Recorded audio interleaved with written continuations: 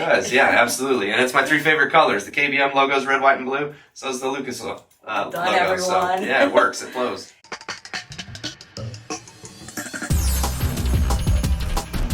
Look, Kyle Busch will be contending for a 2023 championship.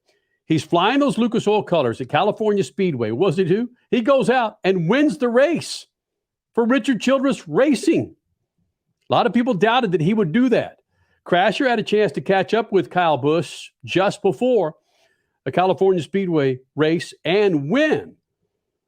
Crasher with Kyle Busch, and really why we believe this dude's going to be and really why we believe Kyle Busch will be contending for a 2023 NASCAR Cup Series championship. SpeedFreaks pits and the Lucas Oil Studios. Crasher?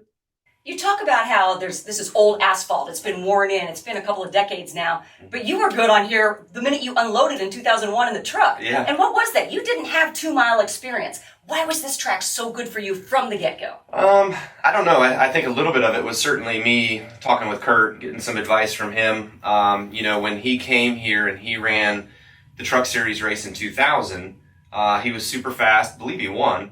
And so when I was able to come here in 2001, of course, the first person I called was Kurt. I was driving the same truck.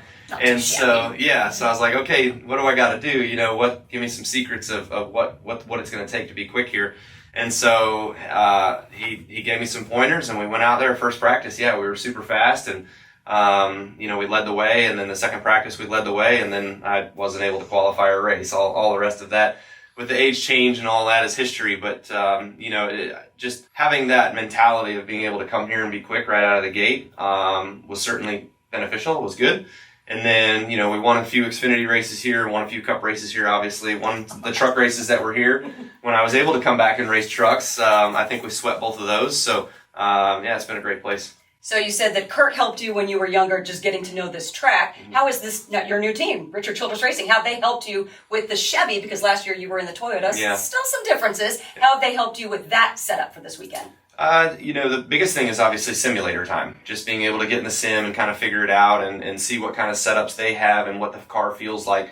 Everything is entirely different than what I did last year. And so I'm kind of optimistic about that, and just kind of feeling out a different setup and driving a different way of people kind of thinking about how they go about these race cars.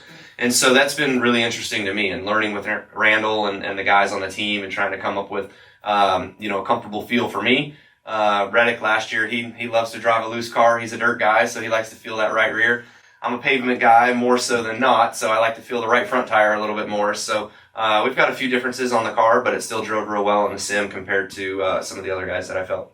Clearly, Kyle, guys are great on the JGR team, guys are great on the RCR team. What are some differences, though, that you've noticed that have helped you adapt better or just to blend in better?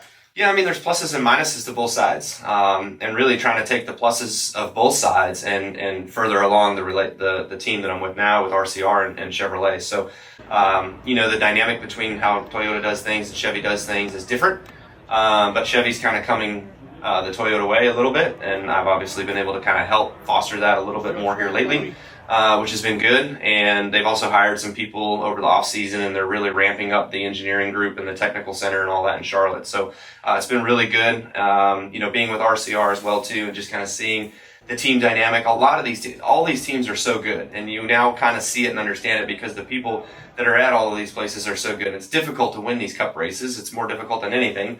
And so you can kind of see that with the relationship that I had over at JGR and the time that I spent there, and coming over here to RCR. The way we were able to repeat putting another race car on the racetrack for the Daytona 500 in a backup car, it drove really, really similar to the first one that I had. And that just, proves that there's a system, and the system's in place and it works. It's something that we are all still seething, I think, from what happened just 1 week ago at Daytona. Right. But hey, redemption here. Last year was just kind of a weird year.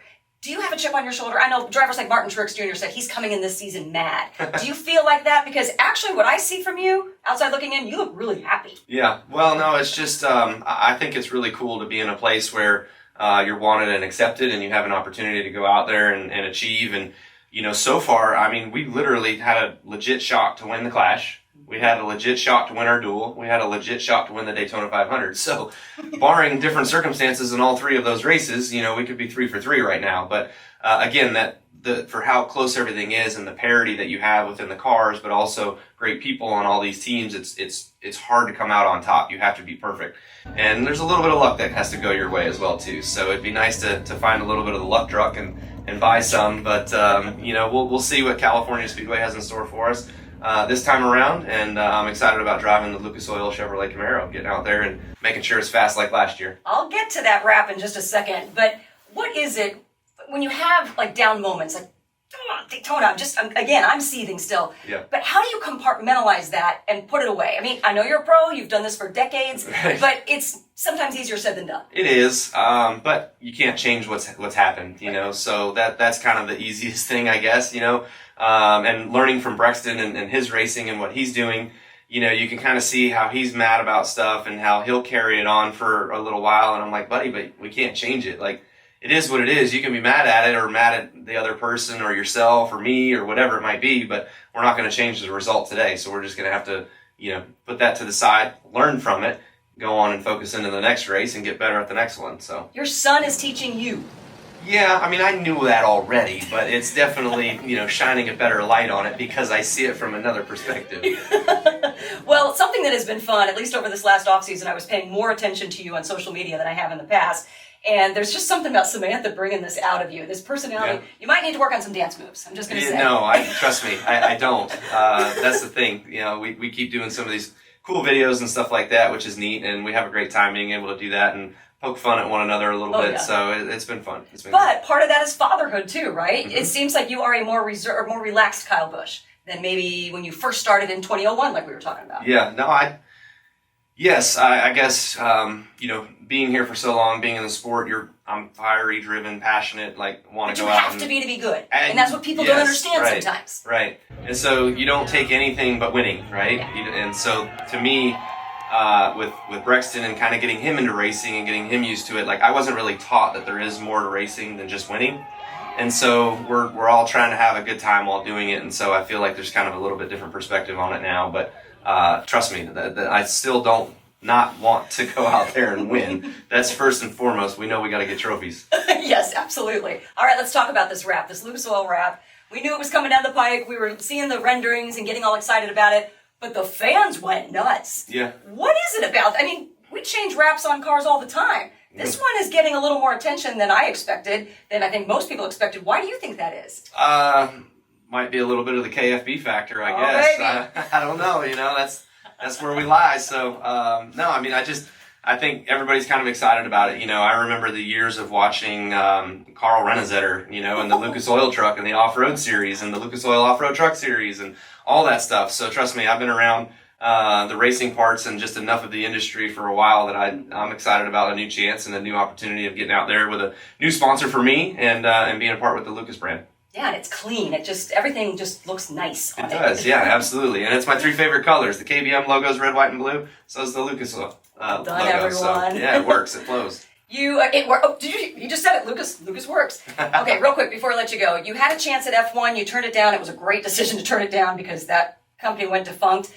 You've been in rumor mills with IndyCar. You just brought up off-road trucks. Where is Kyle Busch maybe 5 years from now? Are you going to dabble in some other things like we've seen some other drivers do? Yeah, I wouldn't mind it. Sure. Yeah, I mean, I'm looking at the IndyCar photos around here and the history of some of the races that have been around here. And obviously this place was a super fast racetrack for IndyCars for years. But I would love to go run the Indy 500. That would be a dream of mine. So I tried to put that deal together over the offseason. We had some really good discussions going with a couple teams and just didn't really materialize. They had better opportunities with full season sponsorships that kind of came along. That was going to be their third entry or their fourth entry. So it just didn't make sense for them. And once you get too far down the pecking order, it's not going to be a competitive entry to go out there and to be able to go race for a win. So I wouldn't say the Baja 1000's out of the question. I'd love to go down there maybe 1 year and give that a try. I've done the off-road stuff a little bit years ago with the Traxxas guys. We did a deal up in Chicago, and then I tested and was supposed to race at Crandon, but I can't remember if weather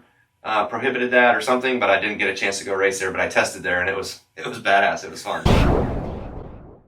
Look, man, you cannot deny the fact what Kyle Busch has done already with RCR. He will be contending for a 2023 NASCAR Cup Series championship. The NHRA is back on track. Last weekend, Gainesville, finally, we have all the big boy and girl series on the track. So we're going to feature some highlights for the NHRA 2023 season and your 2022 and your 2022 NHRA Funny Car champion as a team owner, Ron Capps, and really what he had to go through. Ron Capps and the NHRA. Coming up, Speed Freaks Pits on the Lucas Oil Studios. Speed Freaks, Motorsports Radio, redefined.